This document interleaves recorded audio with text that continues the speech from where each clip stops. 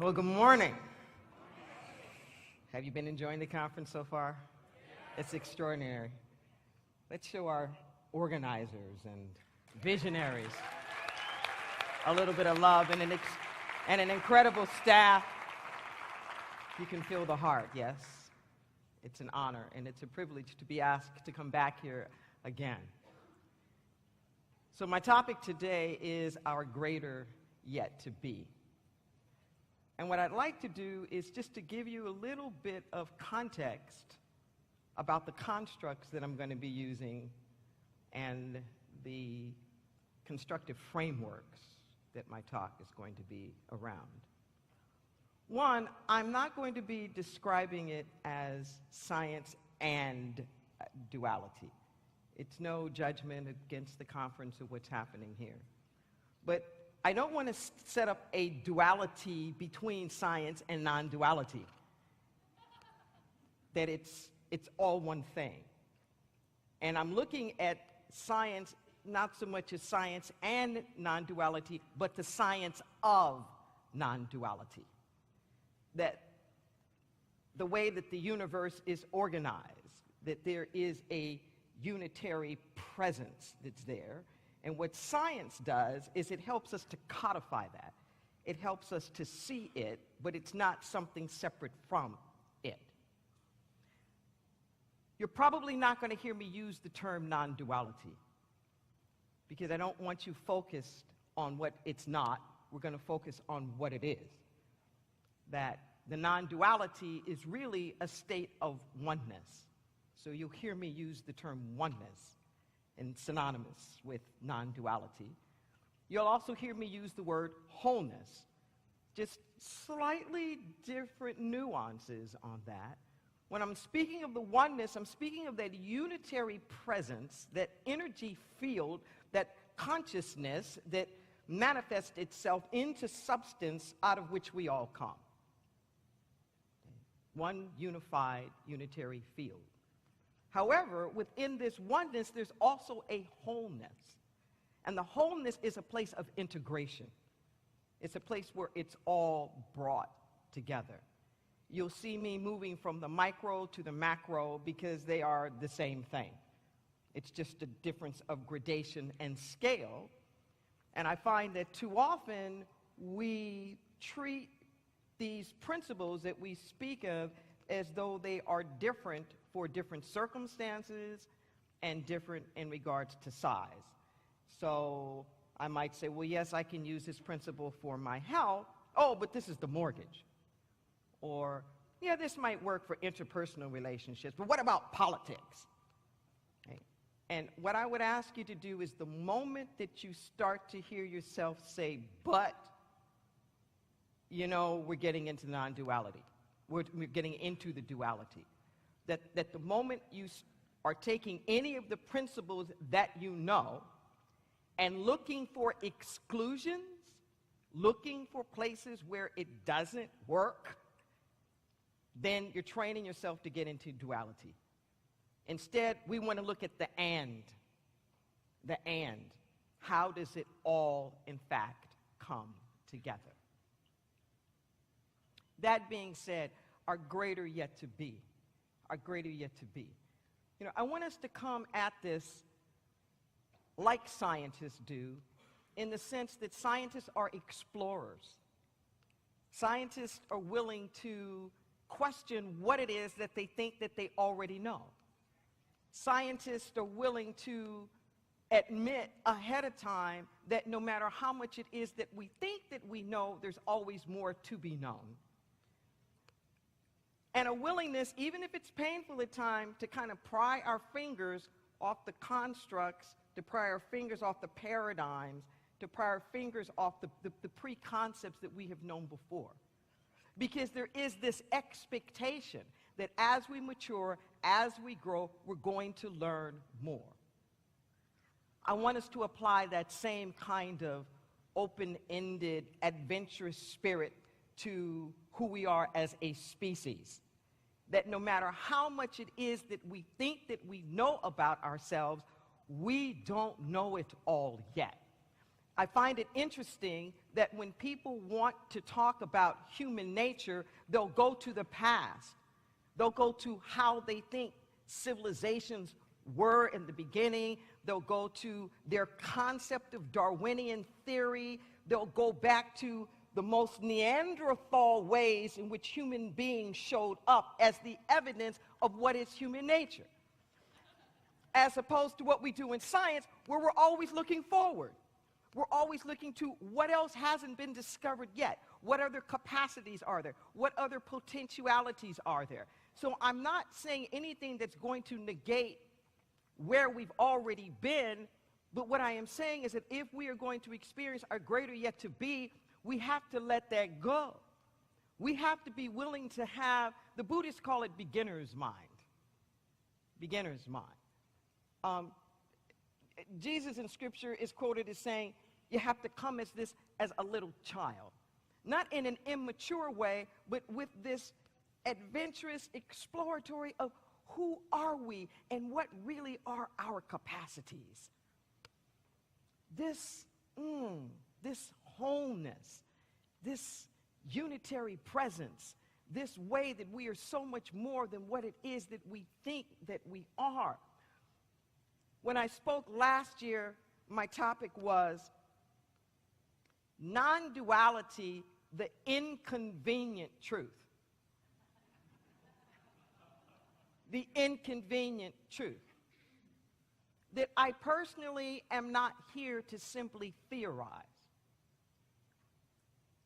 I am here to help ignite us and to inspire us some to act like we know what we know.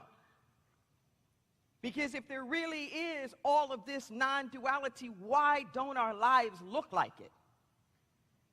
If we really believe that it's all one, that the planet is one, and that we are all one, why don't we act like that?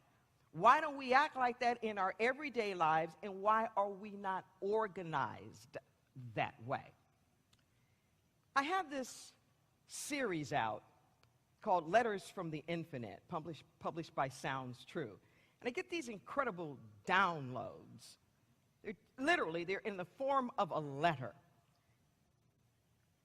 And there's another volume of this that I'm working on, I'll call it, that's just definitions.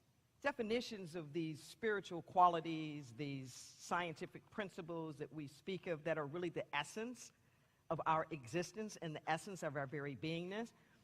And I love the way that it described wholeness. Wholeness.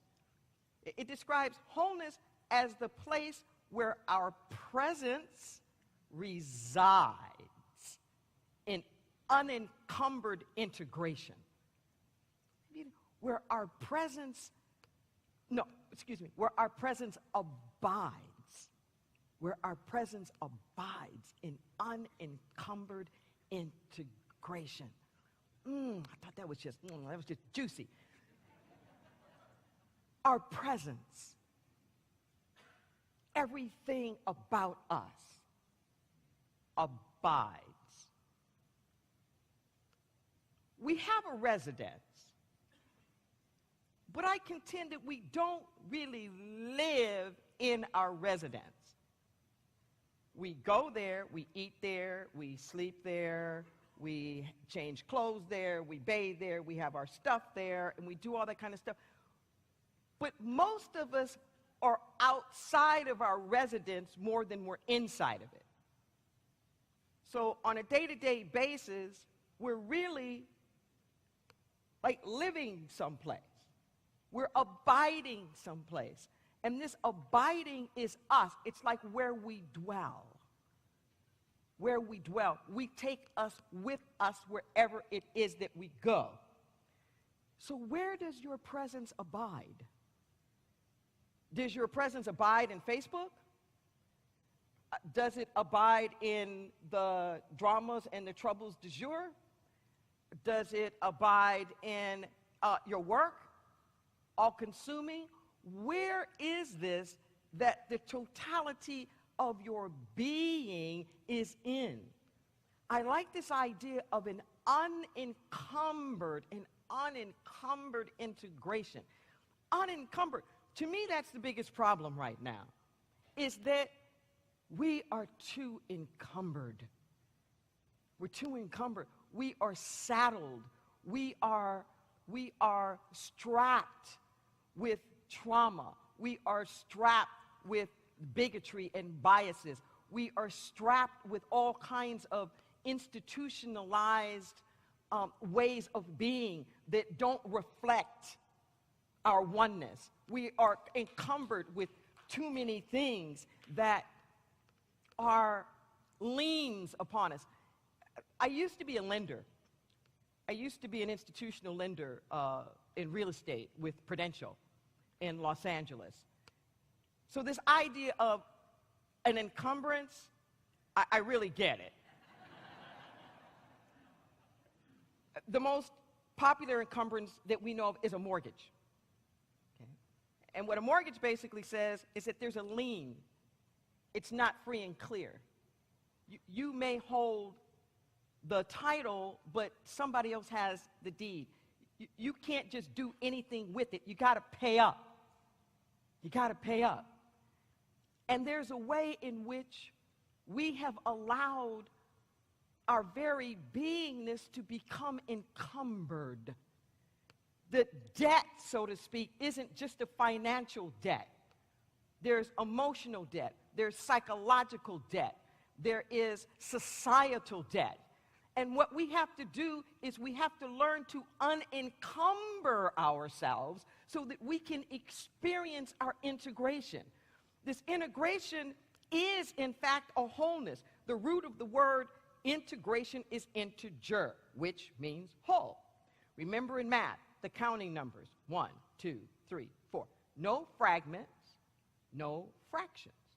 This place of integration is when all of us, all of our complexities, not just the contradictions, but where all of our complexities are coalescing into some kind of a sense of an order. An order. Because this unitary wholeness that we have has a space for all of it. It has a space for all of it. And part of this encumbrance that we have that prohibits us from experiencing our greater yet to be is that we're living in duality.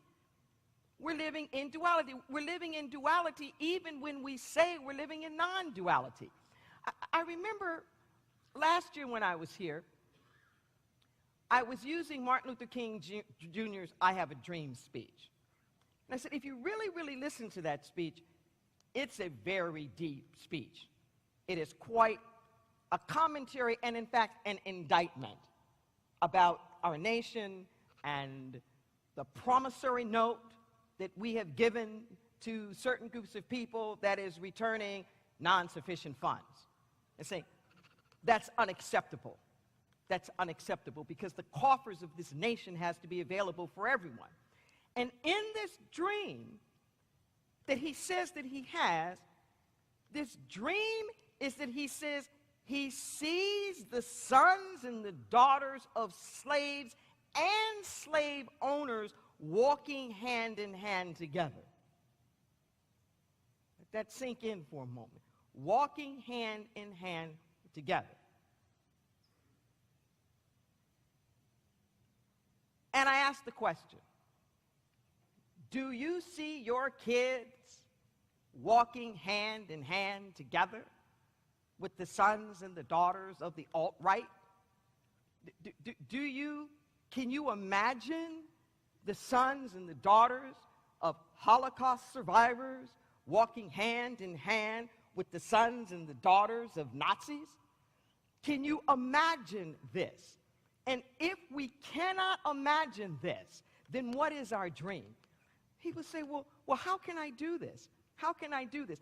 King's dream wasn't him. He didn't say he was walking hand in hand, although I think he might have been willing to. He had a vision of the sons and daughters of the future. What he was saying is, let's take the mortgage off. Let's take the encumbrance off that we have put on ourselves in all the ways that we have treated each other, so that future generations can be free.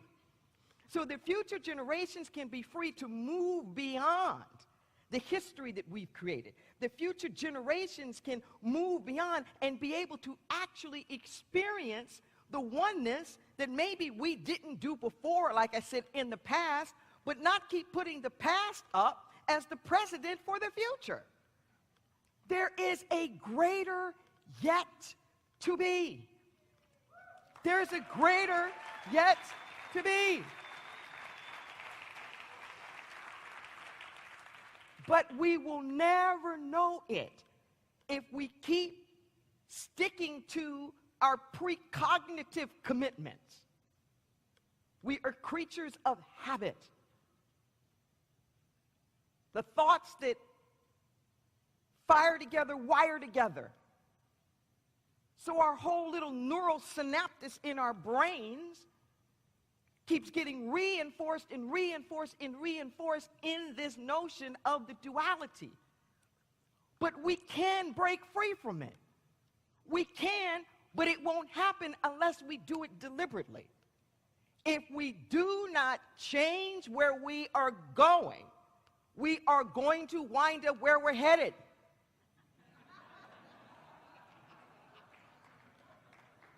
If we don't change directions, and all it takes is a little trim tab. That's all it takes. You know, Bucky Fuller, Minister Fuller, used to talk about that, the trim tab. Just this little bitty thing underneath the rudder of the boat that blocks just enough to make things shift, to make things change. I contend that we are in a trim tab moment right now in history. If we have the courage, if we have the willingness to rise above all of the stuff that we have known of what we have already been, and dare to imagine possibilities of what would this world look like. My mentor is Michael Beckwith. I grew up with him and trained under him. Yes, wonderful, wonderful man. One of the founders of the Agape Center in Los Angeles, and I modeled my ministry, Inner Light, after that in Santa Cruz. And he always taught us that pain pushes until vision pulls. Pain pushes until vision pulls. There's a whole lot of pain that's out there that's pushing us, yes. But we're not going to get there until the vision pulls us. See, you can go into recovery, let's just say it's alcohol addiction, by the pain that's pushing you. But just trying not to drink, that's not going to keep you sober. At some point, there has to be a vision of a possibility that is so great you won't trade alcoholism for it. There has to be a vision that we have in our heads of our greater yet to be, of what it could be like if we got beyond the duality, if we really accepted that each and every one of us is inherently equal, that each and every one of us has this incredible potentiality within us, that we are connected with the earth made out of its same substance, and that we are here to be guardians and keepers of the earth and each other.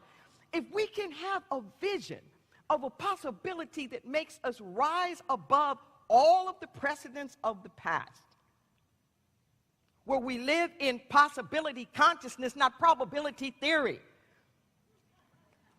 In the probability theory, all the so-called miracles are lopped off. In the probability theory, all of the things that I am talking about as potentiality are too far away from the standard deviation. You can only deviate so far and still be considered part of the norm.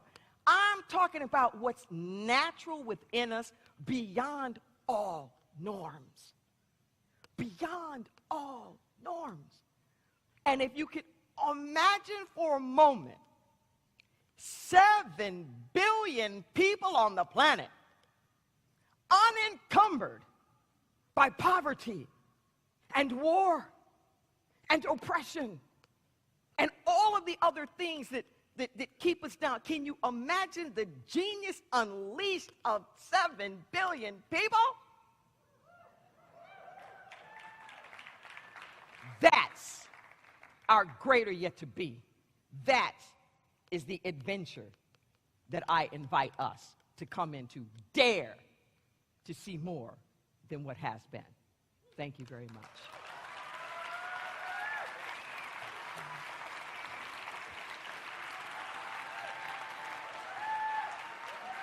Thank you.